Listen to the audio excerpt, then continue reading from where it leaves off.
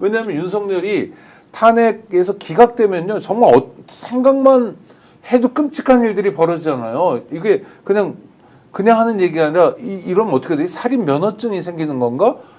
구테타 면허증 뭐 이런 게 생기는 건가? 앞으로 얼마든지 국민 계몽을 위해서 군을 동원할 수 있는 건가? 돌아온 윤석열은 어떤 모습을 보여줄까? 정말 이제 계몽 한 번 했으니까 잠자코 있을까? 더 극단적인 일을 벌이지 않을까 하는 나라 걱정을 헌법재판관이나 헌법연구관들이 안 할 수가 없죠. 하죠. 인권연대는 정부나 기업의 지원을 사양하고 오로지 시민의 참여로만 운영하는 100% 순도의 민간 인권단체입니다. 시작합니다. 네, 여러분 안녕하세요. 대한민국 최고의 방송 스픽스의 최고의 프로그램 또 여러분하고 같이 만나고 있습니다. 오늘 금요일 역전의 용사들 시간이 돌아왔습니다. 자, 그래도 네. 화이팅! 그래도 화이팅! 네, 오늘 역전의 용사들 또 어느 분들 모시고 있는지 한번 얘기해 보겠습니다. 우리 김지호 더불어민주당 경기도당 대변인님 어서 오십시오. 반갑습니다. 네. 네, 그 옆에는 강생 변호사님 오셨고요. 안녕하십니까? 네. 그리고 정계환 대표님. 안녕하십니까? 하도 요즘 취재하는 분이 많아가지고 저도 취재는 했는데 변별력 있게 설명하겠습니다. 좋습니다. 아주 네. 우리가 반갑게 또 기다리던 그런 소식인데요. 그 옆에 오창희 인권연대 사무국장님 어서 네, 오세요. 안녕하세요. 네. 자, 많은 분들이 지금 분노의 댓글들이 그냥 막 엄청나게 쏟아지고 있습니다. 이제는 그냥 너나 할 것 없이 모두 화가 나는 분위기인데요. 예. 전 국민 인내력 테스트를 헌재하고 있습니다. 그러니까 너무 심한 거 아닙니까? 너무 심합니다. 예. 존재감 알리려고 이러는 거예요? 그러니까요. 왜 이런지를 정말 모르겠습니다. 자, 우선 저는 알 것 같긴 해요. 왜 그래요? 아니 그러니까 헌법재판 과정을 한번 지켜보면 네. 윤석열 내란 일당이 굉장히 진지하게 임하잖아요. 네. 윤석열이 그냥 바람 쐬러 나온 게 아니라 변론에 참여해가지고 굉장히 열심히 합니다. 그 다음에 지기현이 했던 것처럼 법적 쟁점 꼬기 이런 걸 많이 합니다. 그러니까 끌어내라고 한 게 의원이냐 요원이냐 계엄이냐 계몽이냐 이건 뭐냐면 윤석열 내란 일당이 상당히 열심히 헌법재판에 임했다는 거예요.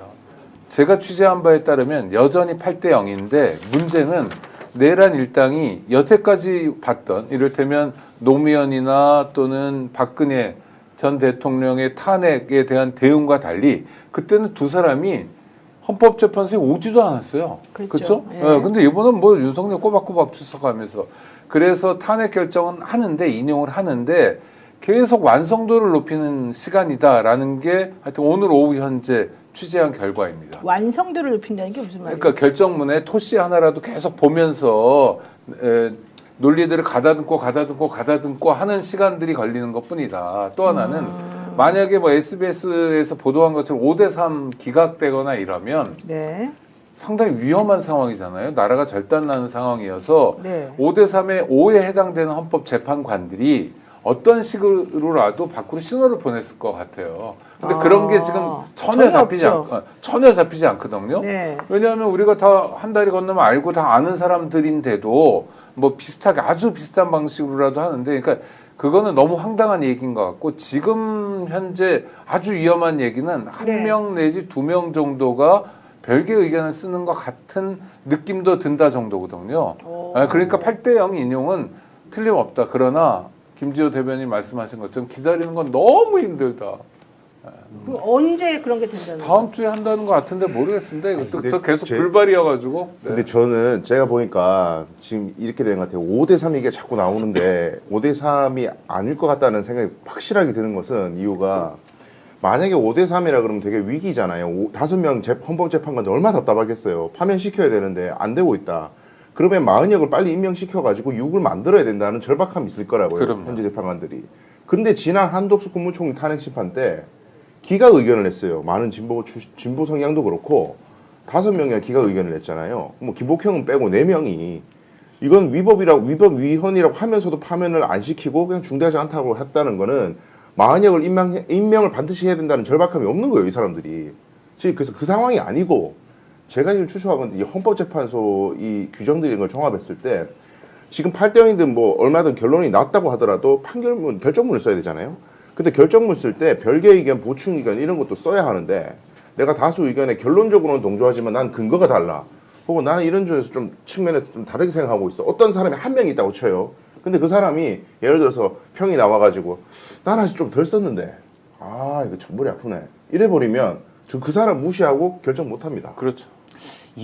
그게 문제인 거예요. 이쯤 되면은 헌재에 헌법재판관들이 말 못할 사정이 있는 건데 제가 지난 3년간 윤석열 정부의 말 못할 사정들 너무나 많이 봤습니다. 그럼 결국 뭐냐? 상식적으로 결론 내려질 게 비상식적인 결론이 나는 그 결과를 보면 대부분 국가 권력을 편취해가지고 사적으로 이용하고 서로 논아먹고 자리를 약탈하듯 노략질하듯이 그렇게 전리품 나눠듯이 서로 나눠먹다 보니까 상식적인 결론, 국민을 위한 권한 행사가 아니고 철저히 지들 이권, 자리, 보존을 위해서 사용한 경우가 많았고 저는 헌법재판관 일부도 윤석열 내란 잔당들에게 혹시 매수된 게 아닌가 이런 의심이 듭니다.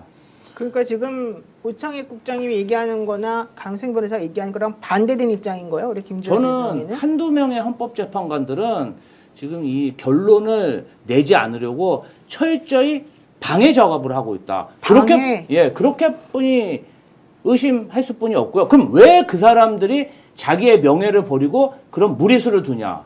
결국은 윤석열 내란 잔당들이 그동안 철저히 이권 나눠먹기로 이렇게 관리한 게 아닌가 저는 그런 의심이 듭니다. 지금은 8대0이라는 이야기를 해버리면 희망회로 돌리느냐. 실제 8대0이면 이미 끝이 났다. 7대1이라도 끝냈을 것이다.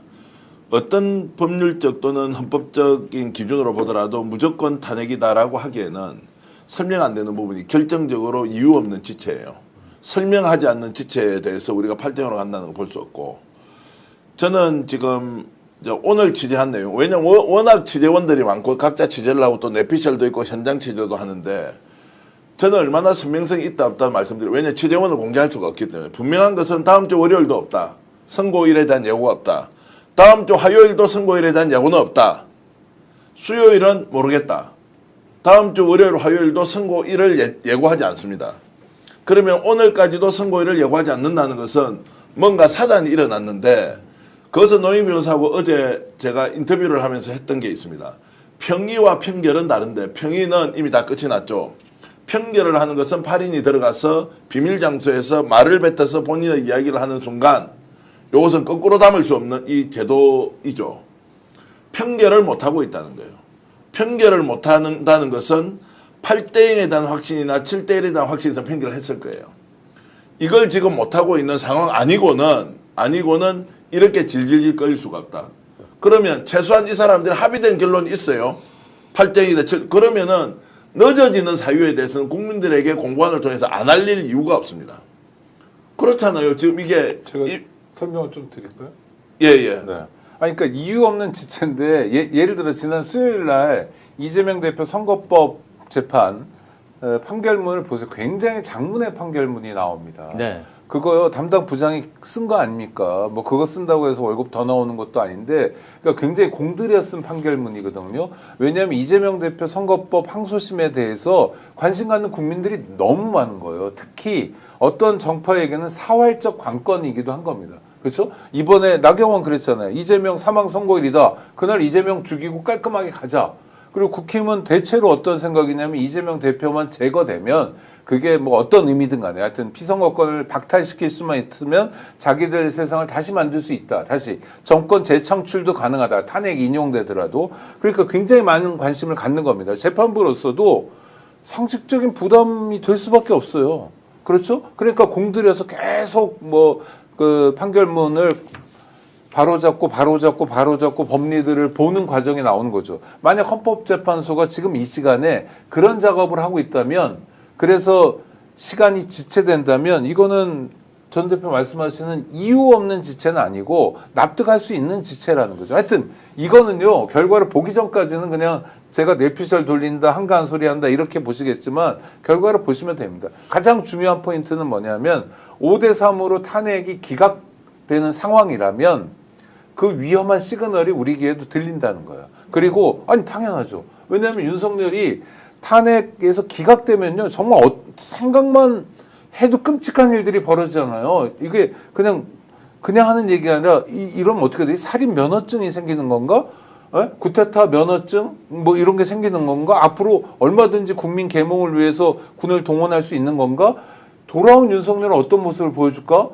정말 이제 계몽 한 번 했으니까 잠자코 있을까? 더 극단적인 일을 벌이지 않을까 하는 나라 걱정을 헌법재판관이나 헌법연구관들이 안 할 수가 없죠. 하죠. 그러니까 하는 얘기들은 어떤 방식으로라도 우리 귀에 들립니다. 근데 여태까지 그런 일은 없었다. 그래서 걱정은 되지만 네. 아주 많이 걱정 안 하셔도 자, 됩니다. 제가 좀 네. 반론을 하자면 네. 평결이 안 된 것은 확실해요. 평결은 당일에도 해요. 네. 그러니까 평결이 되지 않았다는 것은 평결 결과에 대한 확신, 우리가 이제 헌법재판관이면 야 어떻게 될 거지라고 하면 대충 알아야 하는데 여기에 대해서는 지금 재판소장이 그리고 재판소장이 주도적으로 끝내자라고 밀어붙이면 끝낼 수도 있는데 이게 지금 8대 0이다 7대 1이다 아니면 5대 3이 될지도 모른다는 것에 대한 확신이 안 섰다. 그것은 커뮤니케이션이 잘 안 될 수도 있고 지금 자꾸나 이런 것들을 보충 의견을 넣기 위한 과정에서 확실하게 논리를 만들자고 보기에는 상황이 너무 엄중합니다. 왜냐하면 정치권이 발칵 뒤집어져서 국민들이 들고 일어나는 것이 아니라 자 국회에서 민주당을 중심으로 국무총리를 비롯한 모든 국무위원들 일괄 탄핵하자라고 하는 것이 아마 화요일 정도에 결정될 가능성이 이것은 이제 국가가 사실상 정부가 없어지는 것이고 행정부가 없어지는 것이죠. 정확하게. 그럼 국회 권력이 선출받은 위임자로서 국정 운영을 하겠다는 것이기 때문에 이것도 대혼란의 상황은 불가피하다. 거기에 따르는 정치적 책임은 엄청나게 클 것인데 그것도 검토하고 있는 상황에서 자꾸나 내용에 대한 수정의 과정 정도로 가지 않는다고 저는 보는 거예요. 네. 다 개인이고 가족이 있지 않습니까? 8명이 개인이면서 가족들이 다 있지 않습니까? 이것은 낙관적으로 본다면 8대 7대 1을 조정하는 과정이라고 할 수 있지만 그 시기가 일단 시간적으로 이미 지나버렸다는 거예요. 그리고 결론을 못 내고 있다면 의심하면서 최악의 상황을 가정하고 지금부터 준비하는 수밖에 없다라는 게 제 의견입니다. 그러니까 물론 제가 최악의 상황은 제- 가정해도 그러니까 제가 아까 플랜 B 만들어야 돼요. 말씀드리다 끊겼는데 그러니까 제가 보는 것은 이제 헌재가 하나가 돼서 노력하고 있고 의견을 조율하고 그것이 아니고 제가 지금 판단하기에 한 명이 완전히 들어누운 것 같아요. 한 명 또는 두 명이. 그러니까 들어누운다는 말의 의미는 평결을 하기 전에 헌법재판관이 각자의 의견이 뭐 7대 1이든 6대 2든 뭐 이렇게 결론이 났다 하더라도 헌법소장 대행이죠 지금은 혹은 주심이 그냥 끝냅시다 이제 결정문 씁시다 그렇게 할 수가 없습니다. 절차상 그런 절차가 없어요. 그러니까 본인들이 자기 의견을 담은 보충 의견, 별개 의견 다 써야 되는데 어떤 재판관 한 사람이 자기 의견이 아직 정리되지 않았다는 이유로 계속 들어놓고 버리고 뻗대버리면 결정을 쓸 수가 없어요. 근데 그게 왜 그러냐? 그럼 그 사람은 뭐 되게 최선을 다해서 뭐 사회 통합을 위해서 그게 아니고 어떤 모종의 정치적인 어떤 이익 때문에 일단 결정을 좀 미뤄달라고 어떤 사주를 받아서 저는 가능성이 있다고 봅니다. 그래서 지금까지는 이재명의 공직선거법 판결 결과를 보자. 그거 후에 판단하자라고 주문이 들어가서 아니 자기가 이 계엄이 났는데 이 계엄해도 된다라는 판결문 쓰는 깡은 없고 늦춰지기만 해라. 타이밍만 좀 늦춰달라. 실제로 지금 국민의힘에 요즘에 지금 이재명 대표의 무죄 판결 이후에 일단 이건 어쩔 수 없고 최대한 늦춰야 된다.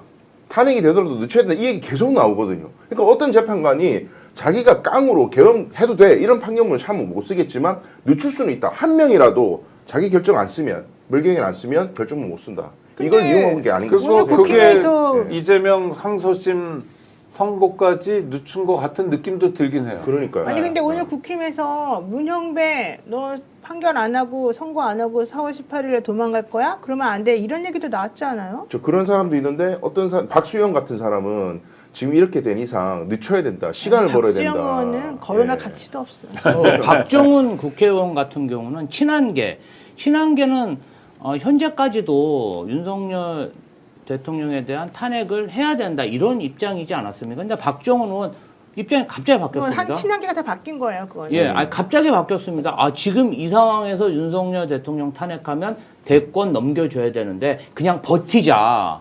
저는요, 아까 정치적 이득에 따라서 어떤 헌법재판소 일부가 시간 끌기를 한다고 생각하는데 저는 정치적 이득이라고 보지 않고요.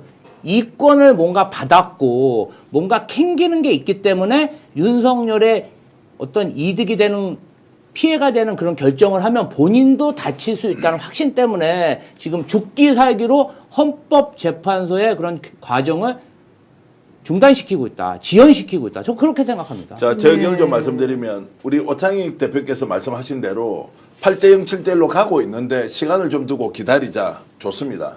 그리고 우리 강수영 변호사 말씀대로 한 사람이 버티고 있다. 버티고 있는데 이거 어떻게 할 거냐. 기다리자는 것의 그러면은 한계는 언제냐. 한 사람이 끝까지 버텨서 4월 18일까지 한 명이 들어 누웠다 치고 이거를 못할지도 모른다. 선고가 이루어지지 않는다라는 전제에 대한 계획을 짜야 된다는 거예요. 5대3과 8대0의 논쟁은 의미가 없을 수도 있어요. 그런데 어떤 경우이든 지금 이것이 중단이 된 상태에서 지체가 되면서 4월 18일까지 갔다. 다음 주 지나고 다음 주 가지 않습니까? 어떻게 할 거예요? 수습책이 있냐고. 그때는 헌법재판소의 내부 사정을 전혀 모르는 우리가 헌법재판소만 바라보고 제발 판결을 해달라, 선고를 해달라고 정말로 인정 기우제 지내는 거 비슷한 상황으로 갈 수밖에 없다. 헌재가 메시지를 주지 않기 때문에 그런 거고 헌재 내부 사정을 모르기 때문에 그런 것인데 그러면 8대0이나 7대1이나 5대3이나 아무 의미가 없다는 거예요. 지금 그것이 지체가 되어서 안 됐을 경우에 국회는 어떻게 하고 국민은 어떻게 할 것인지를 논의하고 거기에 대해서 일종의 플랜 B, C, D를 실행 가능한 BCD를 지금 만들어야 한다. 이제 이것이 가장 중요하다고 봅니다. 맞습니다. 이재명 대표가 언젠가 유튜브 인터뷰하면서 하긴 늘 안 좋은 상황, 뭐 플랜 B, C도 같이 생각하고 있다. 총선 개표 상황을 반추하면서 아마 그랬던 거로 제가 기억하는데 당연히 B, C 만들고 있고요. 그 중에 하나가 오늘 민주당 초선 의원들이 성명을 발표한 겁니다. 그러니까 내용 우리 구독자 여러분 기억하시죠? 네. 네, 30일이라는 게 이번 주말이거든요. 그러니까 일요일까지 결정하지 않으면은 전부 다시 한덕수랑 최상목 탄핵한다. 탄핵하고 네. 그리고 이 탄핵은요 사실 헌법재판관들에 대한 탄핵도 가능한 카드로 가지고 있습니다. 물론 엉망진창이 돼버릴 가능성도 있지만 그러니까 다행히 민주 세력이 국회에서 다수당을 차지하고 있다는 건 우리가 그래도 기댈 수 있는 거잖아요. 윤석열 일당이 내란을 일으켰는데도 불구하고 몇 시간 만에 계엄 해제 요구를 통해서 내란을 1차적으로 극복할 수 있었던 건 국회 다수의 힘이거든요. 그렇죠. 그래서 플랜 B, 플랜 C, 플랜 D 작동되고 있고요. 시민들도요. 시민들은 플랜 B를 짜지 않더라도 만약에 탄핵이 기각되면 어떻게 되겠습니까? 저는 전면적인 총파업 투쟁에 들어갈 거예요. 총파업이라는 게 민주노총만 하는 게 아니라 변호사들도 도당도 다 내려놓고 그렇죠? 그다음 길거리로 나올 겁니다. 굉장히 많은 사람이 정말 역사적인 장면을 연출할 거예요. 그 거센 민중의 파도 앞에서 견뎌낼 정파나 정치인들 하나도 없을 겁니다. 그래서 우리는 물론 걱정하고 물론 대비해야 되는데 그 대비도 꼼꼼하게 그 일을 하는 사람들은 지금 하고 있는 걸 제가 듣고 있거든요. 확인도 하고 있고 여러 가지 플랜들을 만들고 있다고 생각합니다. 그러니까 우리 구독자 여러분들도 너무 걱정은 안 하셔도 된다. 우리는 그 정도 어려움 정도는 너끈히 넘어설 수도 있다. 네, 복덩이님께서 슈퍼챗을 또 보내주시면서 우리를 응원하고 계시는데요. 사실은 국민들 모두 똑같은 마음인 것 같은데 아까 말씀하신 초선 의원들이 30일까지 마은혁 재판관 임명하라 이렇게 하지 않으면 우리 줄탄핵도 예고하고 있고 그 이후에 있는 국무위원들 전부 다 빨리 의견을 밝혀라 이런 얘기를 하고 나니까 우원식 의장도 이제 그 신중하게 접근해야 된다고 주장했던 우원식 의장도 정말 매우 화가 나서 제대로 해라. 우리 한번 보겠다. 이제 이렇게 지금 역정을 낸 상황이지 않습니까? 저는 헌법재판소의 행태도 국민들이 책임을 물어야 될 시기가 오지 않았나 이렇게 왜냐하면 12.3 내란 사태가 벌어졌을 때 헬기 타고 기관단총 들고 국회에 쳐들어온 그 병사들 사법부가 막았습니까? 아닙니다. 국민들이 맨몸으로 국회까지 가서 그 사람들 막았던 것은 국민들입니다. 자, 그리고 나서 윤석열 탄핵소추 그냥 통과된 거 아닙니다. 네, 정말 그렇죠. 국민들이 나서고 국회 3분의 2 국민의힘의 의원들 일부조차 동조해갖고 3분의 2 압도적으로 통과시켰는데 사법부가 지금 넉 달이나 이거를 질질 시간을 끌면서 지금 뭐 하고 있는지 모르겠어요. 네. 지금 희망 고문 시키는 것도 아니고 지금 이 상태는 국민을 우롱하고 대한민국 민주주의를 우롱하는 거나 마찬가지입니다. 맞아요. 저는 그래서 국민들이 이제 헌법재판소, 헌법재판관들에게도 책임을 물어야 됐다가 왔다고 생각합니다. 그런데도 네, 너무 맞습니다. 뻔뻔하게 네. 한덕수 총리는 뭐 오늘도 기념사 이런 거나 얘기하고 있고 자기 할 일을 안 하고 있는데요. 좀 전에 말씀드린 것처럼 민주당 초재선 의원들이 본회의 소집 요청한 내용이 있습니다. 한번 들어보겠습니다. 초선 의원들이 이렇게 모인 중요한 이유 중에 하나가 의원실 국회의장님께 다음 주 초 본회의를 꼭 소집해달라라고 하는 것을 강력하게 촉구하기 위함입니다. 솔직히 말씀드리겠습니다. 민주당 내에서 지금 현 상황에 대한 인식이 우리 초재선 의원들과 중진들과 상당한 간극이 있습니다. 민주당 내에서 지금 현 상황에 대한 인식이 우리 초재선 의원들과 중진들과 상당한 간극이 있습니다. 그러나 지금은 국민들도 신임을 훼손한 행정권력, 권한된 권력들을 선한 의지를 믿고 상황을 지켜볼 때가 아닙니다. 그들은 이미 여러분들이 말씀하셨지만 헌법재판소가 헌법을 위해왔다고 명백하게 결정한 사안에 대해서도 실행을 하고 있지 않습니다. 지금 이 순간 의원실 국회의장님은 이 대한민국의 국채를 지킬 세력은 국회밖에 없다라고 하는 절박한 역사의 인식을 가지고 국회를 운영해 주셔야 합니다. 네, 중진 의원들과 초재선 의원들 간의 간극이 엄청나게 있다. 이 얘기는 결국에는 탄핵을 시키고 빨리 결정하고 뭔가 행동에 옮겨야 된다라고 초재선 의원들이 생각하고 있는데 그걸 지금 막고 있는 중진 의원들이 있다는 얘기잖아요. 공개적으로 저 이야기를 한다는 것은 어젯밤 오늘 오전까지 집중적으로 지도부든 이제 당내에서 논의가 시작됐습니다. 네. 자, 저 정도면 탄핵을 적극적으로 시키자. 어느 법인까지냐. 자, 한덕수, 최상목, 나머지 국무위원들까지 줄탄핵이 아니죠. 일괄 탄핵을 시켜서 네. 아예 국회가 장악하고 가야 한다. 자, 조금만 기다려보자. 조금만 기다려보자. 문제의식은 충분히 동의한다라는 게 이제 중진들의 일반 의견이죠. 중진 중에서도 바로 가야 된다는 게 있는데 여기서 지금 민주당이 잘못하는 게요. 저렇게 문제 제기를 해서 중진들이 움직여야 하는데 최종 결단은 이재명 민주당 대표가 하는 수밖에 없지 않습니까? 어떻게 할 건지. 그러려면 어떤 결정을 하더라도 좋으니 여기에서는 일괄 탄핵까지도 우리는 전적으로 지도부에 위임한다. 결단을 내리고 우리가 극단적으로 패배하더라도 이 문제는 국민의 믿고 우리가 끝까지 가겠다. 이재명 민주당 대표가 책임 있게 이것을 주도해 나가길 바란다. 라고 하는 결의는 최소한 나와야 되는 거예요. 민주당이 지금 다선 중진들이 무슨 자기가 정치를 대단히 잘 안다고 이렇게 지금 주저주저 할 게 아니라 본인들이 의견을 내서 지도부가 일괄로 결정하면 어떤 결정이라도 따르겠다고 위임 정도는 해놔야 헌법재판소에 압력도 되고 한덕수에도 압력이 되는데 여기 가서 뭐 자기들이 내가 정치 좀 해보니까 이거 아니야 상황 그거 아니니까 좀 기다려봐 이렇게 한심한 소리를 할 때가 아니라는 그런 경고를 초재선 의원들이 나서서 직접 하는 것이다.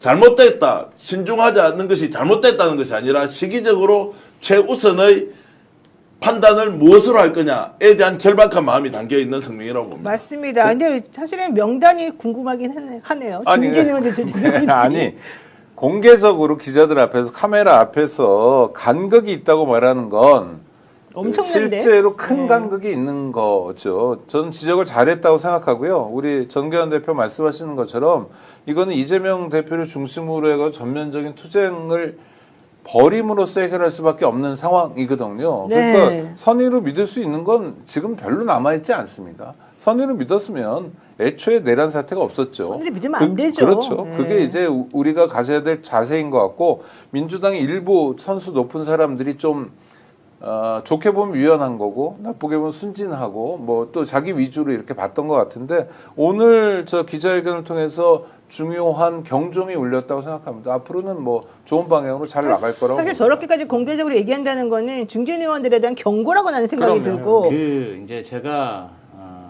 당대표 정무조정 부실장으로 있다 보면은 이제 국회에 있는 의원총회를 매번 들어가서 참관할 일이 많았는데요. 일주일에 2, 3회 정도.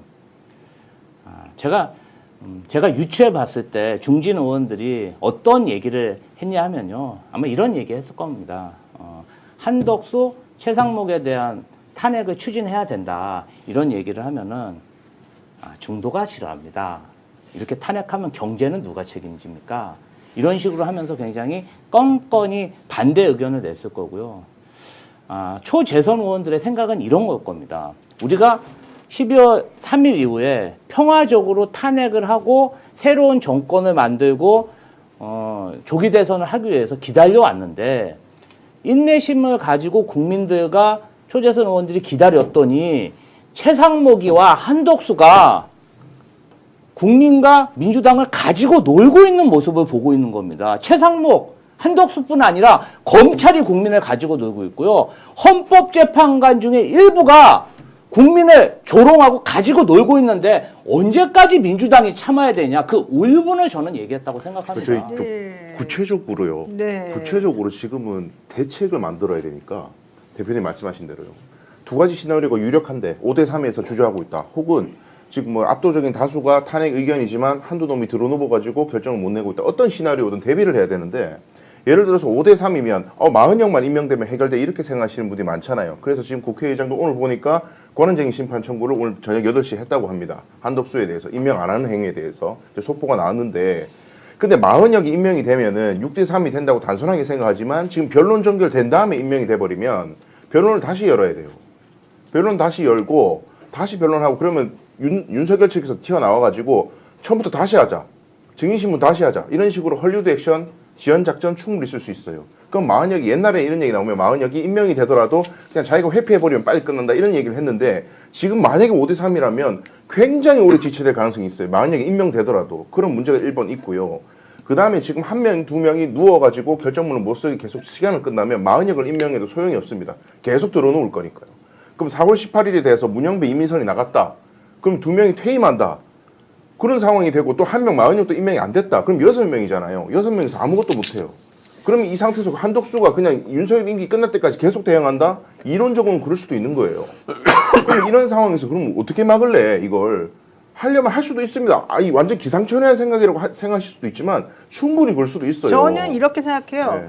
실제 그 4월 18일 날 문영배 이미선 재판관이 이제 퇴임이 예정되어 있지만 실제 그렇게 되면 6명밖에 안 남기 때문에 헌재가 완전히 망가지잖아요. 그렇죠. 마비가 되고 그럴 때는 이 2명의 퇴임 효력 정지 가처분을 신청을 해야 된다고 생각해요. 네. 그리고 지금 이 네. 두 명의 헌법 재판관들의 퇴임 효력 집행 정지를 그러니까 효력을 멈추도록. 지금 그리고 헌법재판소법이 발의된 게 그 임기가 종료되더라도 후임이 임명되기 전까지는 계속 직을 유지해야 된다. 그렇게 하려면 또 네. 본회의 통과해야 되고 또 현재 그러니까요. 있는 이 대행들이 또 거부권 행사하고 뭐 난리가 날 거니까 일단은 가처분을 먼저 신청을 해가지고 이게 먼저 통과되도록 한 다음에 본안에서 처리할 수 있도록 하는 게 맞거든요. 저는 실제 어떤 상황인지 모르지만 한덕수나 최상목이 특히 한덕수요. 지금 복귀하자마자 뭐라고 그랬습니까? 헌법재판소 결정에 사람들이 동의해야 된다. 이러면 안 된다고 뭐 공권력 어쩌고 이런 얘기 하면서 마흔역 후보자에 대한 임명 안 하고 있잖아요. 네, 최상목이 진짜 똑같잖아요. 뻔뻔하죠. 네. 그런데 이거는요. 이건 정말 대놓고 버리는 위법 행위이잖아요.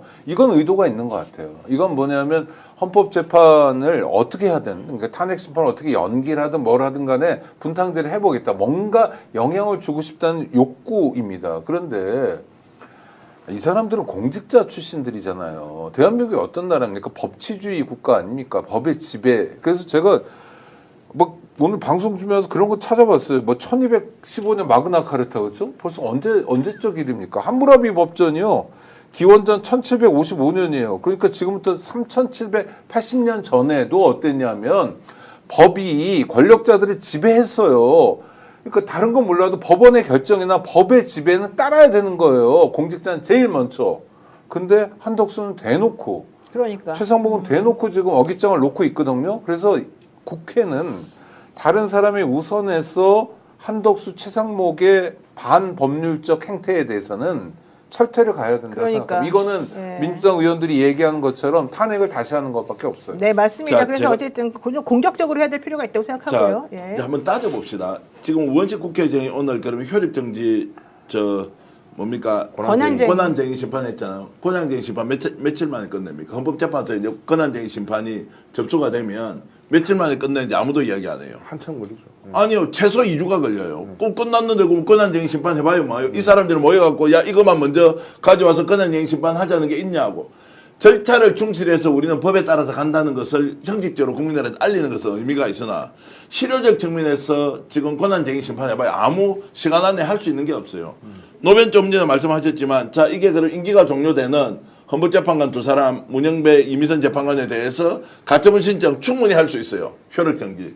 헌법에는 6년이라고 딱 못이 박혀 있고요. 연장을 할 수 있는 어떤 조건도 법에도 없고 헌법에도 없습니다. 이거를 만약에 재판부가 근거가 없어서 판결을 못하겠다라고 하는 순간 두 사람을 완전히 잃어버릴 수가 있는 거예요. 자, 우리가 수단으로서는 효력 정지에 대한 연장에 대한 것도 가처분 신청할 수 있고 또 지금 그 임명을 하지 않은 것에 대해서도 뭔가 조치를 할 수 있지만 이게 시간이 2주밖에 없는 상황에서는 그건 역시도 우리를 안전하게 보호해 줄 수는 없다 지금. 그 이게 명확한데 그러나 지금 이제 민주당과 우원식 국회의장은 그래도 법을 지키자. 그래도 절차를 자르자고 하는 것이 시간이 2주밖에 안 남은 상황에서 할 수 있는 게 없다. 상대는 뭐냐? 뻗치기로 끝까지 18일까지만 버텨주면 대혼란 상황에서 그 뒤 뭐냐? 이제는 윤석열도 복귀가 안 되고 여야 합의에서 깨어난 수밖에 없어요. 이걸 국민들이 받아들일 거냐 그러면. 한 사람만 뻗치기를 했는데 4월 18일까지 가버리는 거예요. 두 사람은 공석이 돼버려. 민주당이 지금 후폭풍을 생각하든 순풍을 생각하든 뭐 똥풍을 생각하든 그럴 여가가 지금 없는 상황이어서 다음 주 월요일이든 화요일이든 결단을 내려야 하는데 그 결단은 초법적인 결단이 아니라 국회가 가지고 있는 권한으로 일괄 탄핵을 시키고 국가 경영 우리가 책임지겠습니다. 국회 권력이 책임을 지겠습니다. 국민 여러분. 안 되면 우리를 심판해 주십시오. 그런데 이 극악무대한 세력들이 하는 것 특히 한덕수, 최상목 진짜 나쁜 XX들 아니에요. 위원이라고 지정해서 지명을 하라는 걸 안 해. 근데 이놈은 밖에 다니면서 남보고 다 법 지키라 그래. 사회 통합하자고 정말 말도 안 되는 소리를 하고 있는데 이들을 남겨두는 거요. 이게 정말 민심을 우리가 따르는 것이냐. 철퇴를 가해야 된다고 했죠. 그것은 국회가 가지고 있는 모든 권한을 다 동원해서 네. 선출된 국회 권력이 조치를 해야 한다고 저는 봅니다. 네, 맞습니다. 어쨌든 그래서 지금 현재 이 헌재에서 어떤 생각을 하고 있는지와 민주당이 그래서 어떤 플랜 B와 C를 작동시키고 있는지에 대해서 사람들이 다들 궁금해하고 있는데 오늘 박주민 의원이 CBS 박지용의 한판 승부에 나오셔가지고 헌재 재판관 2명에 대한 얘기를 했습니다. 이걸 한번 들어보겠습니다. 제가 좀 듣는 바에 따르면은 재판부를 구성하는 재판관 중에 한 2분 정도가 여러 가지 이유로 뭐 절차적인 문제를 따지시기도 하고 본인이 뭐 별개 의견을 쓰는데 좀 더 시간이 필요하다고 얘기하시기도 하고 하면서 시간을 좀 끌고 계시다라는 평가나 얘기가 좀 들리더라고요. 들리고 예. 물론 이거는 뭐 듣는 얘기이기 때문에 예. 뭐 여러 가지 다른 평가는 가능할 것 같습니다. 근데 또 제가 어제 들었던 얘기로는 어제도 평의가 있었는데 예. 추가로 자료를 요청하지 않았다. 재판관들이. 재판 연구원들에게 네, 연구관들한테 뭐 더 좀 정리해줘, 뭐 좀 더 확인해줘라는 얘기가 없었다. 아하. 이런 얘기가 들리거든요. 예. 들은 겁니다. 정확한 건 아니고 그렇다면은 사실상 뭔가 추가적인 자료를 토대로든 그걸 놓고 얘기할 단계는 지나지 않았나 그런 생각이 듭니다.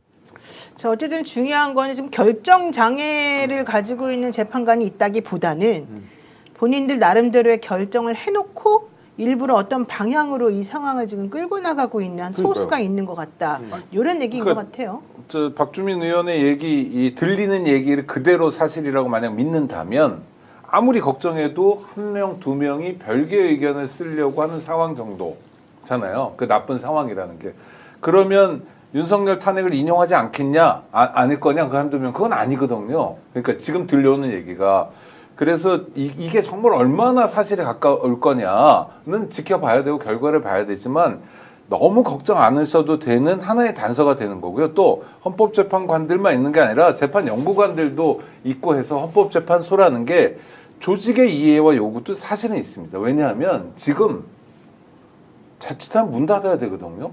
아니 검찰이 그런 걸 보여주고 있잖아요. 반복적으로. 검찰은 어떻습니까? 정권이 바뀌거나 하면 다음에 기회가 생기면 반드시 문을 닫게 해야 된다라는 국민적 요구가 지금 하늘까지 솟아 있잖아요. 헌법재판소도 마찬가지입니다. 국가기관에 대한 신뢰도 조사할 때 헌법재판소가 신뢰한다는 의견이 많이 나오고 있어요. 근데 여론조사에서 지금 어떻게 되냐면 계속 빠져요. 막 5%포인트, 7%포인트 한 번에 이렇게 쑥쭉 빠지는 거예요. 왜? 국민들의 마음. 그래도 헌법재판소가 좋은 결정을 할 거야라고 생각하지만 이렇게 진을 빼는 건 아니야라는 국민들의 마음이 있거든요. 만약 그런데 그게 아니라 윤석열이라는 내란 사범에게 자유를 준다? 다시 대통령을 시킨다?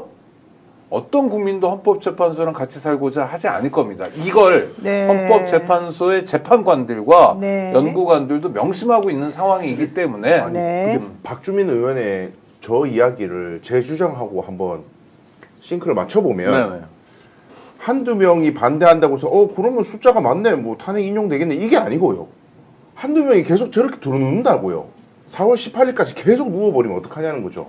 그럼 결정 못 내리고 재판관 2명 나가고 그러면 다시 임명 또 안 하고 한덕수든 뭐 누가 됐든 계속 헌재 임명 안 하고 지금 재판관 임명 안 하잖아요. 그럼 네. 마비 상태면 어떡할 거냐 이걸 준비하자는 겁니다. 제 네, 주장이. 지금 진혜님께서 또 슈퍼챗 보내주셨는데요. 어쨌든 그럼에도 불구하고 지금 많은 분들은 두 분이 얘기하시는 것의 요점이 정확히 뭐냐 이런 생각하고 있어요. 아니 근데 제가 이제 그래서 대안을 제시하고 싶은 네, 건 네. 그럼 뭐 어쩌자는 거냐 이건 저는 제 생각 여기서부터 제 생각인데 국민들이 지금 말이 뭐예요? 그럼 우리 손으로 대통령 끌어내리고 싶다. 우리 국민들에게 주권을 돌려달라.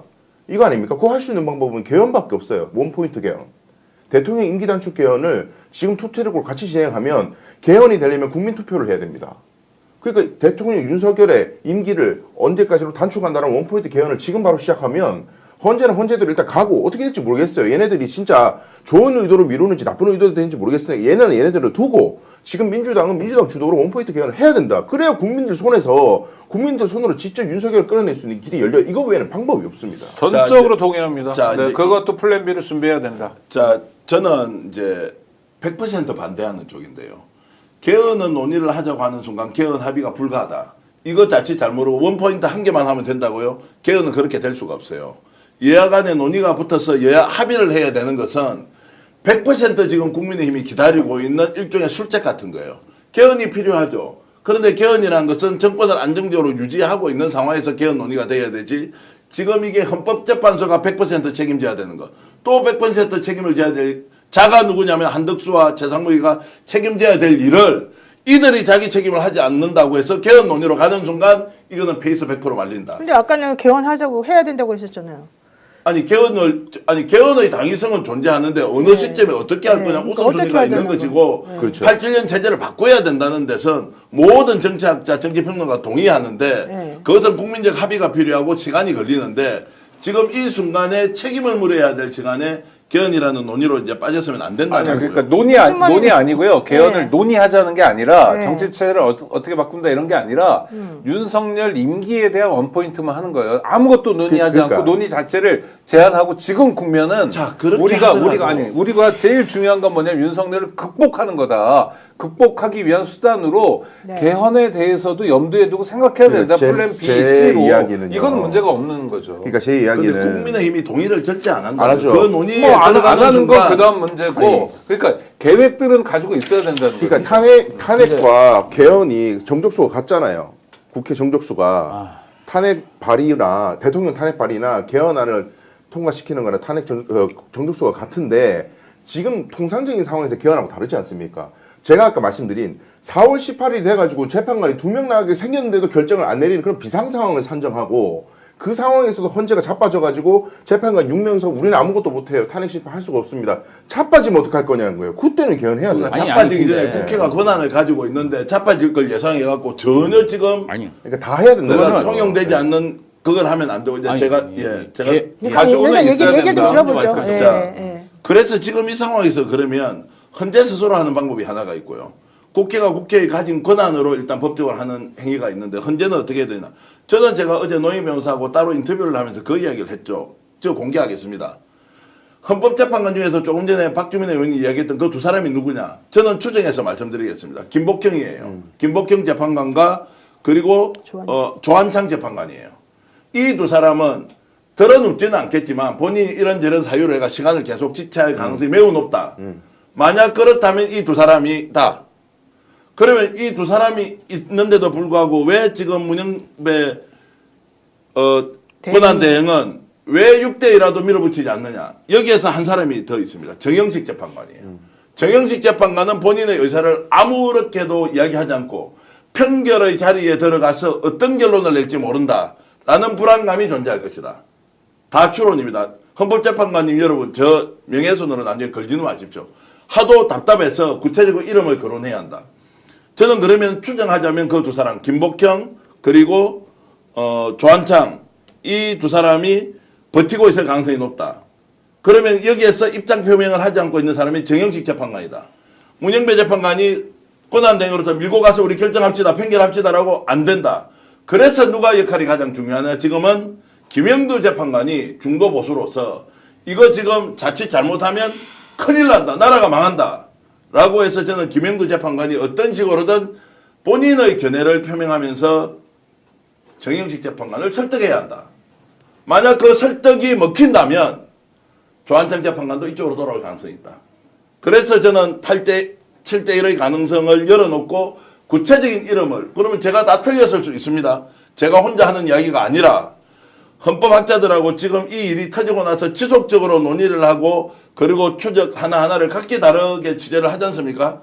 성향 그리고 지금 발언 내용 그리고 지금 현재의 상황들을 봤을 때는 키는 김영두 재판관이 가지고 있고 김영두 재판관이 누구를 정영식 재판관과 나라를 살리는 길이 뭔지 결정하자라고 하면서 문영배 재판관이 평결을 하는데 확신 가지고 들어갈 수 있도록 하는 것. 이거 외에는 없다. 이게 이제 제가 보는 헌법재판소 내부에서 해결할 수 있는 길이라고 보는 거고요. 국회는 지금 현재 일괄 탄핵을 통해서 헌법재판소를 일괄 탄핵을 통해서 행정부를 무력화시키는 게 첫 번째. 두 번째, 그 무력화된 상황에서 빨리 지금 입법을 해놓은 게 있지 않습니까? 재판관 임기가 끝이 나면 후임 재판관이 임명될 때까지 연기할 수 있다는 지금 법안이 제출되어 있거든요. 아마 법사위 소위에서 통과를 했을 것이고 본회의에 올려서 통과시킵니다. 그럼 거부권 행사를 할 수 있는데 이미 탄핵하고 거부권 행사할 사람이 없어요. 15일 뒤에는 자동으로 법이 발효가 된다. 그러면 헌법재판관 8인 체제에서 너희들이 결정내라. 라고 국회가 가지고 있는 권한으로 할 수 있다고요. 그게 안 됐을 때 18일 날 뭐 이렇다 저렇다 우리가 예상할 수 있는 것이지 국회가 가지고 있는 권한으로도 지금 해결할 수 있는 길이 있는 것을 왜 후폭풍이라고 하는 실체도 없는 걸 가지고 걱정하고 있느냐 이런 말씀을 드립니다. 그러니까 하면서 바로 개헌하면 어때요? 아니, 네네. 저는 일단 윤석열 대통령의 퇴진을 전대한 원포인트 개헌에 대해서 반대합니다. 내란 속에 국가 반역자는 협상의 대상이 아니라 처벌의 대상, 단죄의 대상이라고 생각합니다.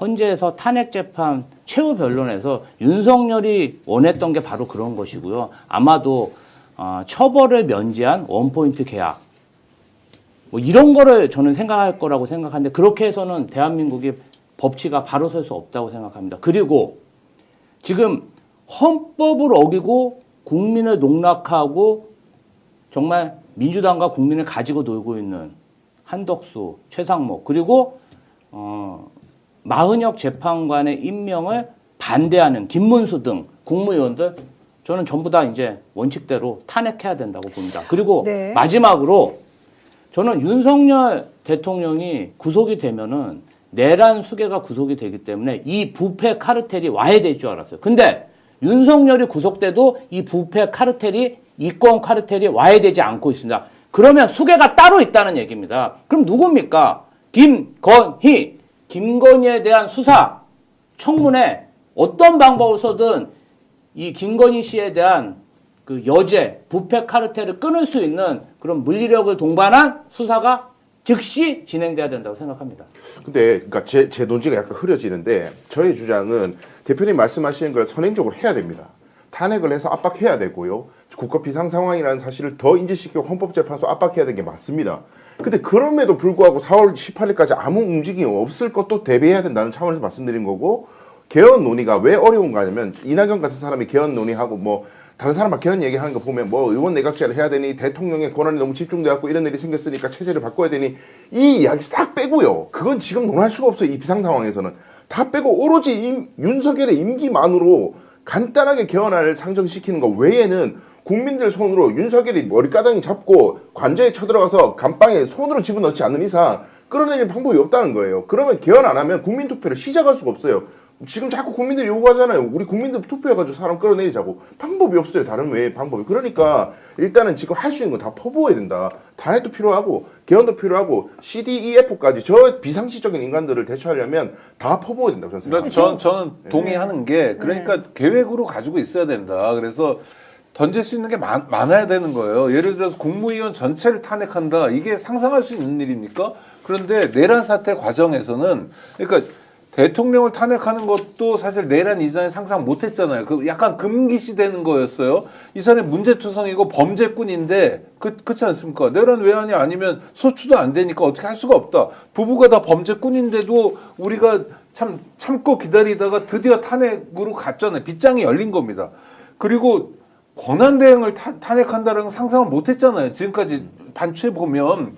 근데 한덕수가 그런 모습을 보니까 한 거예요. 그리고 맨날 탄핵이냐라는 정치적 공세에도 불구하고 최상목 탄핵까지 왔던 겁니다. 돌아왔잖아요. 한꺼번에도 보낼 수 있다는 거예요. 그러니까 지금은 모든 카드를 다 만지작거려야 되고요. 매우 이례적인, 매우 귀괴한 집단하고 싸우고 있는 거예요. 말장난하는. 계엄이 아니라 계몽이에요. 하고 부끄러운 티도 안 내는 이상한 집단하고 싸우기 때문에 국회도 할 수 있는 모든 준비는 다 해야 된다. 네. 그거는 B에서 멈추지 않고 C, D, E, F 다 갈 수 있다라는 거죠. 네, 그건 문제가 아니라는 그래서 거예요. 지금 그 탄핵 얘기 나오고 이제 우리는 더 이상 물러서지 않겠다는 뜻을 확고히 보이니까 헌재에서도 조금 반응이 달라지고 있다면서요. 월화는 없다고 이제 했는데 네. 수요일은 어떻게 되냐? 수요일은 근데 재보선 날 아닙니까? 4월 2일 날? 아니 그 이제 뭐 날짜를 이렇게 언제인지 예고하는 것은 뭐 불가능하지 않으니까 월화는 없다는 쪽이고요. 공지도 없다는 거예요? 월화에 이제 윤석열 탄핵 선고일을 공개할 가능성이 없다라는 게 제 취재의 내용이고요. 그러면 수요일은 어떻게 되느냐라고 했을 때 그것은 결정된 바가 없다고 하는데 오늘 오후부터는 헌법재판소가 민주당에서 일괄 탄핵을 시키더라도 네. 헌재를 믿을 수 없다는 내용들에 대해서 상당히 흔들리고 있다라는 것은 이제 효과가 일정하게 나타나는 거 아니냐. 국민적 압박과 국회에서 아예 헌재 자체를 무력화시켜 버리겠다라고 하는 것까지는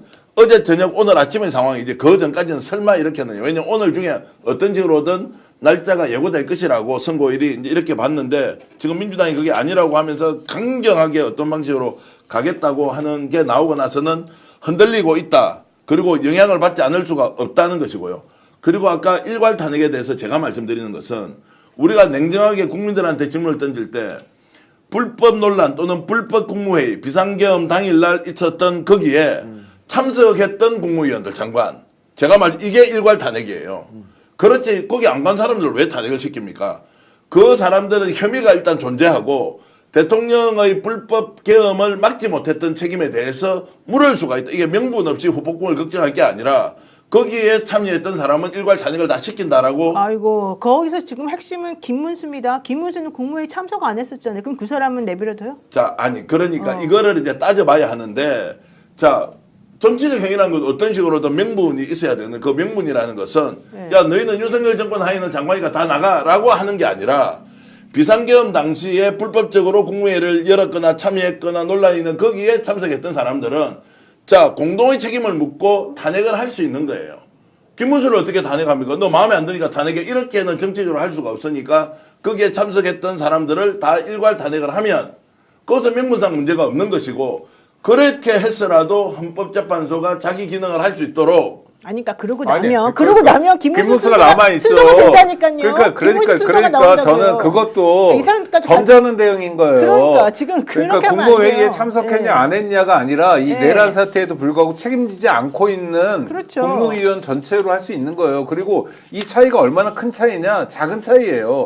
그러니까 국무회의에 참석한 사람들만 탄핵하고 안 왔던 김문수는 놔뒀을 때 뭐 얻게 될 정치적 이익 또는 뭐 다 함께 했을 때 손해볼 정치적 뭐 손해 이런 거 계산하지 말고 그러니까 다 가지고 다 있는 해야 거예요. 돼요. 카드로서. 그래서 지금 상황에서 예를 들면 이런 겁니다. 뭐 일요일까지는 했잖아요. 그럼 일요일 다음에 월요일 아침에 민주당이 또는 국회에서 쓸 수 있는 카드가 바로 나가고 그다음에 오후 2시 카드가 나가고요. 6시에는 뭐라고 그러고 이런 식으로 해야 되는 거예요. 그 플랜들을 다 짜놔야 된다. 아니, 이제 그러니까 산불이 좀 진화가 됐으니까 뭐 대표도 그렇고 원내대표도 그렇고 누구나 다 마찬가지잖아요. 정말로 그 일들을 지금부터 해나가야 되거든요. 상임위 그러니까. 어떻게 열고 이거를 부지런히 짜놔야 되는 겁니다. 플랜 B, C, D, E, 그러니까 F. 전체적으로 다 없애버릴 수 있는 방안을 만들어야 되는데 국무회의를 못하게 한다 이 정도 가지고는 해결이 안 된다고요. 대행이라는 사람이 순서가 정해져 있기 때문에 지금 말하게 되면 국무회의 참석 안 한 사람들 만약에 그 사람들에 대해서 그냥 내버려 두게 되면 그들이 대행이 된다니까요. 자, 1차 대책 실행, 2차 대책 실행 이런 것들이 한 사람 한 사람으로 내려가서는 안 된다는 거예요. 한 사람 한 사람으로 내려가서는 안 된다는 거고. 일괄 탄핵. 그러니까 일괄적으로 전부 일괄 다 탄핵이라는 전부 것을 다 두 단계로 탄핵을 나눠서 할 생각해봐야 수도 된다는 그럴 수도 어쨌든 있죠. 이제 그거는 기술적으로 검토해야 하는데 후폭풍을 걱정하고 선택할 일은 분명히 아니다라는 말씀. 네, 맞습니다. 그 말씀이 맞고요. 어쨌든 지금 국민의힘에서는 이번에 이재명 대표 무죄 선고 난 것 때문에 되게 충격을 받아가지고 사실은 앞으로 어떻게 할지에 대해서는 다들 멘붕 상태에 빠졌다는 얘기가 이제 있는데 그럼에도 불구하고 그들이 원하는 방향으로 지금 헌재 재판관 한두 명이 움직이고 있다는 것이 매우 중요하다. 아까 손죽도님께서 댓글에 잊지 말자 지기현 기억하자 구속 취소 이렇게 얘기를 하셨는데 그 말이 저는 다 맞다고 생각하거든요. 그러니까 그렇죠. 우리가 지금 나이브하게 생각할 때가 아니다. 사실 저는 처음에 우리는 헌재를 믿어야 되고 나이브하게 생각해야 된다 이런 생각을 좀 했는데 점점 그 분위기가 아닌 것이 확실히 지지 않았습니까? 한덕수 이렇게 뻔뻔하게 나올 거라고 그래서 나는 기각시키면 안 된다고 얘기했는데 그래도 뭐 민주당에서는 전략적으로 이 사람을 대선을 치르는 데 있어서 이 사람이 관리하도록 해야 된다. 그러니까 돌아온 게 낫다. 이런 전략을 세웠다 그래서 내가 말도 안 된다. 그거를 그렇게 믿으면 안 된다라고 했는데 정말 그 말이 실현이 되고 있잖아요. 우리가 생각했던 것 이상으로 그들은 뻔뻔하다니까요. 그러니까 이걸 해결할 수 있는 특단의 대책이 나와줘야 된다는 거예요. 제가 오늘 백은종 대표님하고 인터뷰를 좀 했거든요. 서울의 소리 대표 초심님하고 인터뷰를 했는데 왜 이렇게 엉망진창으로 돼가는지 알아요? 라고 하면서 오히려 거꾸로 질문을 합니다. 왜 그렇습니까 대표님? 하니까 윤석열이 아니다. 윤석열 뒤에 있는 사람이 다 조정하고 있다. 아까 얘기했던 김건희가 지금도 힘을 쓰고 이 사람은 잠자는 거 빼고는 전화 들고 계속 전화할 거기 때문에 모든 것을 다 잃는 순간에 이것을 막기 위해서 수단과 방법을 안 거리고 연락을 취할 것이다. 당신 내가 임명한 거 아니냐. 당신 나하고 아는 거 아니냐. 라고 하면서 어떤 방식으로든 의견이 전달되도록 하면 네. 이 판사들은 헌법재판관들이 정말로 움직이지 못하고 계속 이것을 관찰할 수밖에 없는 상황. 판이 정리되지 않은 상황에서 누군가 지금 조정을 하고 있고 이것이 먹히고 있는데 그 사람을 김건희라고 지목해서 이야기를 하시더라고요. 근데 어쨌든 지금 갤럽 조사가 사실 오늘 나와서 저는 이게 좀 고무적이다라고 생각이 들었는데요. 갤럽 여론조사 결과를 보게 되면 민주당하고 국민의힘의 이 지지하는 정당 표 차이가 퍼센티지 차이가 오차 범위를 드디어 넘어섰습니다. 이거 되게 중요한 부분이라고 생각해요. 왜냐하면 지금 국민들이 매우 화가 났다는 얘기밖에 안 되는 거고요. 또 중도층에서 상당한 이 퍼센테이지가 어쨌든 윤석열 탄핵해야 된다는 쪽으로 지금 확고부동한 의지를 표현했다는 거 아니겠습니까? 지금 화면을 한번 보시죠. 지금 보게 되면 민주당을 지지하는 퍼센테이지가 41%, 국민의힘을 지지하는 퍼센테이지가 33%예요. 전 이게 되게 중요하다고 보는데 그 전까지는 뭐 마치 윤석열과 국민의힘이 무슨 짓을 하더라도 그들을 지지하는 사람이 많은 것처럼 계속해서 여러 가지가 나왔지 않습니까? 근데 이제 국민들 더 이상 이거를 못 참겠다는 저는 반증이라고 봐요. 또 하나 중요한 건 저 네. 여론조사 기간이 25일부터 27일이거든요. 그렇죠. 그러니까 26일 날 이재명 대표에 대한 무죄. 무죄 선고가 오후 늦게 있었잖아요. 그게 약간 반영된 거죠. 그러니까 더 만약 전적으로 반영됐다면 저 격차는 더 벌어질 벌어졌을 수도 수 있다. 있고 그다음에 대통령 누가 적합하냐 조사도 네. 이재명 34대 김문수 8이에요. 나눠보니까 4.25배 차이거든요. 제가 지난번에 3배 차이의 지지율 격차가 김문수, 이재명 4배로 벌어졌다까지 말씀드렸는데 4배에서도 이제 4.25배로 벌어지고 있는 겁니다. 그 다음에 네. 또 하나 중요한 건 김문수에다 한동훈, 오세훈, 홍준표, 안철수 다 합하면 21%예요. 네. 이재명 대표가 34%거든요. 굉장히 압도적인 차이를 보여주는 거고 이 차이는 더 벌어질 거다. 사실 저 퍼센테이지 저런 식으로 차이 나는 건 옛날부터 했는데 오히려 이번에 이재명 대표 무죄 판결이 정확히 나오면서 그동안에 정말 검찰이 너무했구나. 이재명 대표가 현실적으로 정말로 이들로부터 탄압당한 게 맞았구나. 정치적으로 보복당했구나. 이거를 우리가 다 느낄 수 있었던 것 같고 그렇죠. 예, 이 판결문을 보면서 야 그렇게 엉터리 판결이 1심에서 있었어? 이렇게 생각하시는 분들이 사실 좀 많았던 것 같아요. 그럼요. 이거 되게 의미가 있는 중요한 것 같아요. 인정을 했다는 거 아닙니까? 그리고 이제 대통령 후보로서 움직이는 차기 정권의 국민 대표로서 이제 이재명 대통령에 대한 인식이 이번에 산불 현장에 갔을 때도 그렇고 여러 가지 이제 상황으로 보면 아 이게 지금 우리가 중도층이 봤을 때는 속았구나 이렇게 저렇게 하는데 알고 보니까 무죄라는데 그 판결문을 한번 보세요. 그걸 읽어보고 요약된 걸 보면 아 이래서 이 사람이 정책 탄압을 받았구나라는 확신을 줬다는 것이 아마 이제 좀 더 반영이 될 것이고 무엇보다도 다음 주 초에 민주당이 어떤 선택을 하느냐가 결정적일 수 있다. 여기서는 좌고우면하지 말고 그렇죠. 원칙대로 밀어붙여서 하는 이야기 있지 않습니까? 이재명 민주당 대표 잘 아시지만 자 가장 어렵고 고통스러울 때 누구를 믿고 가느냐. 나는 늘 국민을 믿고 갔다. 이걸로 국민에게 확고한 믿음을 주는 것. 그러면은 상황은 오히려 더 빨리 진척되고 종결될 수 있다. 아니 그다음에 재판한 날 있잖아요. 무죄 선고 받자마자 안동으로 내려갔잖아요. 네. 이런 거는 정말 기가 막힌 것 같아요. 그러니까 물론 재판은 받아야 되지만 끝나자마자 제일 먼저 한 일이 뭐냐면 안동 가서 사람들 그 안 좋은 일도 당했잖아요. 뭐 테러 비슷한 일도 있었고 막 욕한 사람도 있었고 어쩌고저쩌고 그랬지만 굉장히 의연하게 이렇게 받아내더라고요. 그래서 좋은 지도자다운 모습을 보여주는 것 같아서 그건 그러니까 반가웠어요. 지금 저 여론조사의 저는 의미는 민주당이 걱정하지 말아라. 원칙대로 해라. 그래서 결과적으로는 이걸 인용시킬 수 있도록 헌재를 압박해도 된다. 국민들이 많은 분들이 오히려 지금 그것을 바라고 있고 안 그러는 것 때문에 지금 이 혼란스럽고 이 분통 터지는 상황에 대해서 매우 스트레스 받아하고 있다. 지금 그 얘기를 지금 하고 싶었던 거거든요. 자, 국민들의 일반 정서는 네. 헌법재판소 내에서 정치적 성향 때문에 나는 원래 보수야, 나는 중도야, 진보야 이런 것 때문에 사람이 계속 이렇게 그냥 갈리는 말을 하세요. 네네. 죄송합니다. 제가 하도 흥분을 해가지고 오늘은 그냥 끼어들 수가 없습니다. 그냥 하십시오. 뭐 예. 잠깐만 짧게 말씀드리겠습니다. 네. 그러니까 국민들이 이 헌법재판관들의 정치적 성향 때문에 정치색이 없는 중도층의 사람들은 아 저 사람 보수인데 아 저 사람 진보인데 이러면서 판단을 사실 잘 못할 거 아니에요. 야 저 사람은 분명히 여당과 편견을 가지고 어떻게 할 거라고 생각이 있었는데 며칠 지나면서 헌법재판소 자체가 야 이거 아닌데 원래 헌법재판소 이렇게 하는 거야? 국민들 우롱하고 무시하고 그리고 당연히 결론 내야 될 거 결론도 안 내는 걸로 가니까 헌법재판소 기구 자체에 대한 문제로 국민들이 인식하기 시작하는 거예요. 그러니까 야 이 사람은 믿을 수 없어 라고 하니까 더욱더 확고하게 민주당 그리고 국회가 자기 역할을 할 수 있도록 국민들이 용인을 하는 과정에 있다. 이것을 저는 잘 읽어야 네, 한다고 그리고 저는 이 갤럽 여론조사를 헌재 재판관들도 좀 꼼꼼히 따져봤으면 좋겠습니다. 본인들이 지금 하고 있는 이 정치질 때문에 네. 혹은 내지는 비겁한 이 행동 때문에 국민들이 얼마나 힘들어하고 있는지 근데 현재 국민 다수의 생각은 무엇인지를 이번에 이 갤럽 여론조사를 헌재 재판관들이 보면서 깨닫지 않을까 생각이 들거든요. 아, 저는 좀 이런 말씀을 드리고 싶어요. 네. 진짜 위기가 왔다. 4월 18일까지 결정이 안 나면 대한민국은 그 이후로는 사실상 무정부 상태, 그럼요, 아노미 내전으로 돌입하게 됩니다. 아니 정말 국민들이 가만히 있을 것 같습니까? 그 윤석열 내란숙에 이렇게 방치하는 정부나 헌재에 대해서 국민들이 가만히 있을까요? 저는 사실상 내전 초입기로 들어갔는데 그러면 그런 때 위기일수록 저희가 뭘 해야 되냐? 원칙대로 해야 됩니다. 헌법을 어기는 공직자?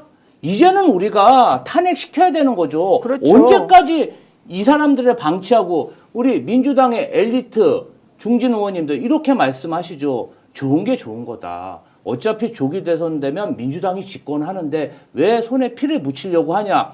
저희도 좋은 게 좋은 거라 평화롭게 가면 좋죠. 그러나 그렇지 않지 않습니까?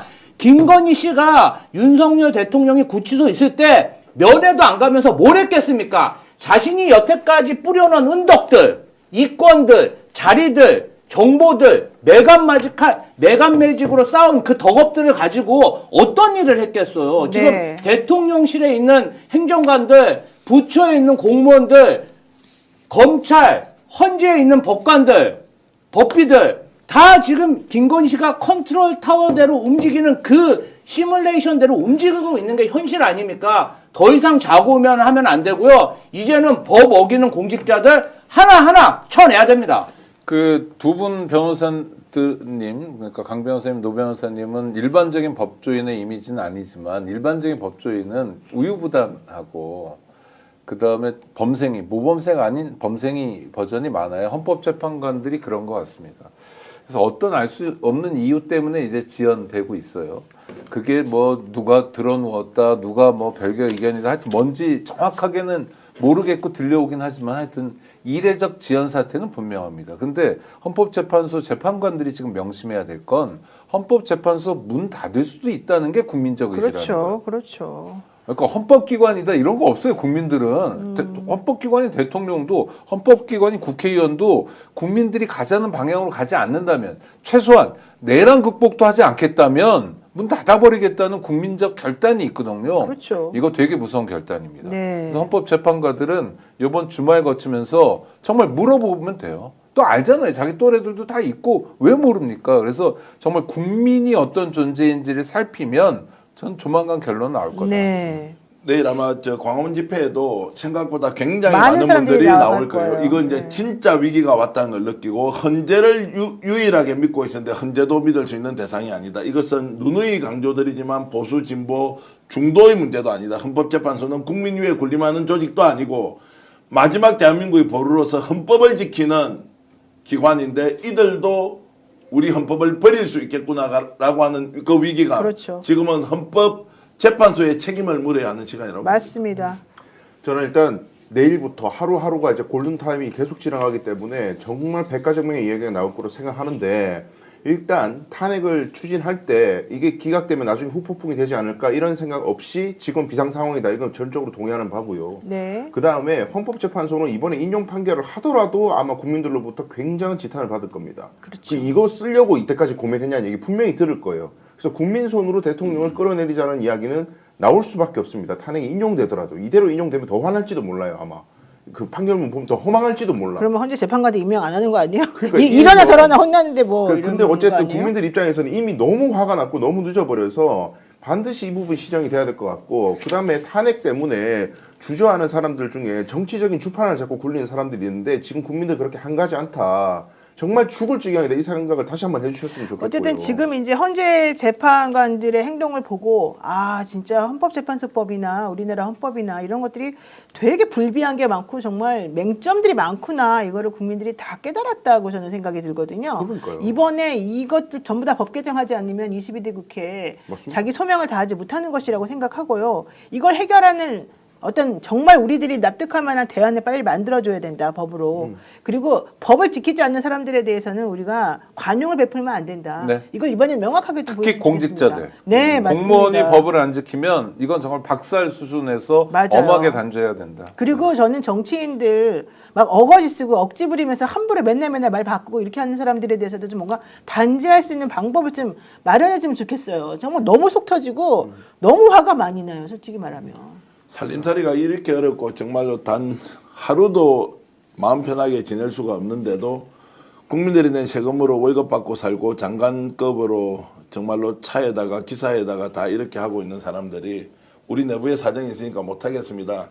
이거 정말 대한민국 인정해 줘야 됩니까? 정말로 그들은 그렇게 해서 똑똑해서 판사가 됐으니까 그렇게 우리 위해서 정말 선비처럼 우리는 그냥 노비처럼 살아야 되고 이런 대한민국이 맞느냐고 아니지 않습니까? 네. 저는 헌법재판소에 재판관의 가족, 친지들 다 있을 거 아니에요. 연락하세요. 그렇게 살면 안 된다고. 그렇게 하면 안 된다고. 최소한 당신은 대한민국이라는 국가에서 민초들이 죽기 살기로 살아서 세금 낸 돈 가지고 좋은 대학 가서 예? 판검사 해가지고 다 저까지 간 거 아니에요. 대한민국이 태어나서 그렇게 된 거지. 자기가 뭐 잘나서 그렇게 된 거예요. 누군가 만들어놓은 터전 위에서 그 높은 자리에 올라가서 차와 그리고 막강한 권한과 여러 가지 이런 후속적인 지원들을 받고 있지 않습니까? 국가로부터. 네. 그런데 지금은 자기들이 군림하고 있는 이것을 어떻게 국민들이 용납하느냐. 옆에 있는 사람들 이야기 좀 해주세요. 정신 좀 제발 차리라고. 이야기 네. 엄청 많이 하고 있다면 초등학교 동창들부터 해가지고 네, 난리가 아니고요. 이게 국민들의 목소리예요. 예, 예. 네. 저는 내란 진압, 국가 반역 진압에 골든 타임을 놓쳐서는 안 된다고 생각합니다. 이 골든 타임 이제 일주일 앞으로 다가왔고요. 이 시간이 지나면 대한민국은 내전 상태로 진입하게 됩니다. 내전이 일어나면 대한민국이 이런 70여 경제적, 문화적 업적이 다 사라지고 대한민국 깡통 차고 나라 망할 수 있습니다. 저는 이 내란 진압 이제는 법과 원칙에 따라 철저하게 진압해야 된다고 생각합니다. 네, 아롱이님이 법은 왜 서민에게만 적용되냐고 막 얘기하셨는데 정말 요즘에 그 말이 실감이 나는 날이고요. 명언에 이런 게 있어요. 노예가 주인을 만든다. 주인이 노예를 만드는 게 아니고 노예가 주인을 만든다는 겁니다. 그 얘기는 노예 근성, 노비 근성 이런 것들 때문에 우리가 행동하지 않고 그냥 멍하니 지켜만 보고 있으면 아무것도 나아지지 않는다는 거고요. 정치인들 그들은 자기네들의 안위를 위해서 행동하지 않은 이런 여러 가지 것들에 대해서 우리가 면죄부를 주면 안 된다. 이런 취지로 저는 생각이 들거든요. 한마디만 하면 독일의 유명한 법철학자 예링이 했던 말. 네. 권리 위에 잠자는 자의 권리는 누구도 보호하지 못한다. 국민이 헌법 위에 자고 있으면 못하는 거고요. 내일 토요일 집회를 통해서 국민들이 살아있음을 보여주면 헌재 아니라 그 누구라도 국민 곁으로 다가올 수밖에 없습니다. 화난 국민은 많이 모인 국민은 노무현 대통령식으로 표현하면 깨어있는 조직된 국민은 그렇죠. 정말 무섭거든요. 맞습니다. 저는 정말 최상목 대행이 환율 방어 못한 책임을 지금 물어도 시원찮을 판국에 자기가 국채를 2억 원어치를 미국 국채를 사가지고 환율 장사하고 자기가 이렇게 이 시국에 그런 장난질을 쳤다는 게 너무 화가 많이 나고요.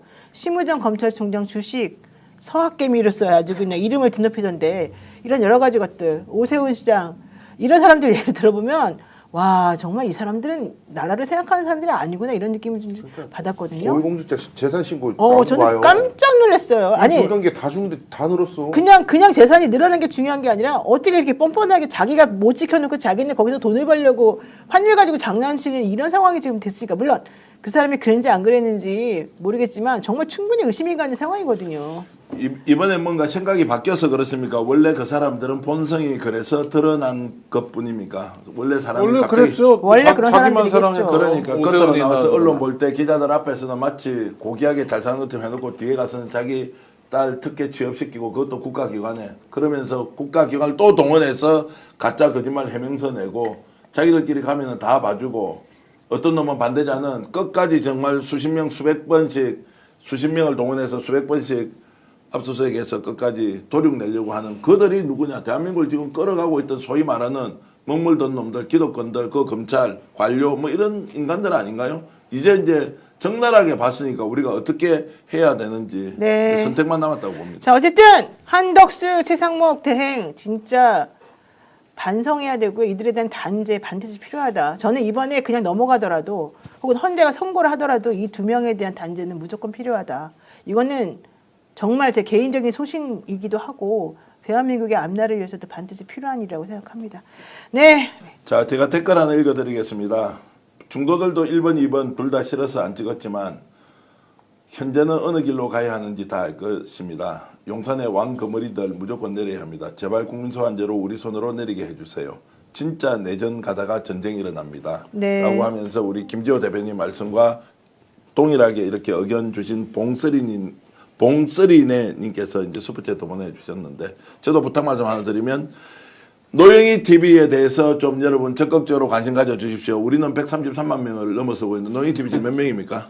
20만이 좀 넘었죠. 20만 좀 넘었는데 오늘 이 방송 보시는 지금도 뭐 15,000명 가까이 보고 계신데 노영희 TV 영친이들 구독 안 하신 분들이 지금 구독 좀 해주시고요. 김지호 TV는 지금 만들고 있습니까? 지금 9,200명이에요. 9,200명. 김지호 TV도 여러분들 꼭 구독해 주시고요. 스픽서 구독, 좋아요 눌러주시면 133만 명, 134만 명 이렇게 네. 달려갈 거니까 여러분들이 이렇게 응원해 주시는 덕분에 스픽서, 노영희 TV, 김지호 TV 모두 함께 성장하도록 여러분들이 동지애를 가지고 적극적으로 밀어주시길 진심으로 부탁드리겠습니다. 네, 마지막으로 와이킴님 처벌도 제대로 하지 않고 화합, 통합을 이유로 반성하지 않은 자들을 용서해 왔으니 저들은 자신들이 권력만 쥐면 자신들의 허물을 다 덮을 수 있다고 생각하는 게 아니겠습니까? 그 밑에서 해먹는 사람들 어차피 나는 머리가 아니니 빠져나갈 수 있다 이렇게 생각하고 계속 해먹는 것 같아서 슬픕니다 이런 얘기 하셨는데 전적으로 동감하고요. 그런 상황을 깨부실 수 있는 게 바로 우리들의 힘이다 이 말씀을 드리겠습니다. 네, 오늘 역전의 용사들 시청해 주셔서 감사드리고요. 저희는 또 다음 주에 뵙겠습니다. 고맙습니다. 감사합니다. 고맙습니다.